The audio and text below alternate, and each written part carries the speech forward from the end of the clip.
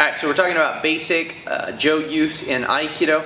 There's tons of videos out there right now talking about the forms or katas and suburi, all kinds of stuff. But I feel that there's some areas that are not really getting talked about that we should be talking about. And as the Aikido community is asking, how does Aikido work? What's it good at? You really should be looking towards weapons practice. If you don't understand weapons, then it's really kind of impossible to understand the rest of Aikido. So right now we're going to look at the Gaeshi Uchi and what the Gaeshi Uchi. There's several Gaeshi Uchis in Aikido. So there's the Gedan Gaeshi Uchi, the Jodan Gaeshi Uchi, the Hasso Gaeshi Uchi. So these are all turnover strikes. The weapon gets turned over for a reason. A lot of people, I think, don't really understand why there is a turnover, what a turnover would be used for. And I'll give you a couple examples right now with the Gedan and Jodan Gaeshi Uchi. So if I line up in Ski Kamae with Josh, Josh is going to be in Jo Kamae. As I come in, he's going to use a defense. So as I come in, he's going to knock my weapon to the side. Okay, now my weapon's knocked over here. If I'm trying to use this end, it's really not very useful to me, right? Because it takes a lot of force to bring it back online. If he's attacking me in the middle of all that, it's bad news. So instead what I can do is let the weapon turn over and use the other side. So for Ski Gedan Gaeshi, it would look like this.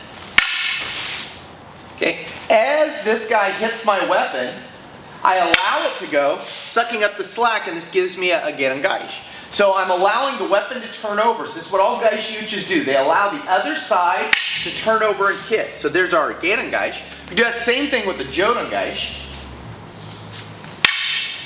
Turning it over up high. So any time that my weapon's contacted, I can use the Gaeshi Uchi movements to defend myself. Now if we were to look at the Hasso Gaeshi, Josh goes into Kin Kamae for me. So if we were looking at something like a Hadai Min, right? So Josh is going to Hadai, clear the weapon, and then hit me in the head. When he does this, again, if I try to get just the tip back online, I'm going to be very slow trying to get this back to defend myself after he hit it. So instead, I can use the Hasso to come in and hit with the back side. If I was slower than that, I could use the Hasso to defend, right? Coming up high.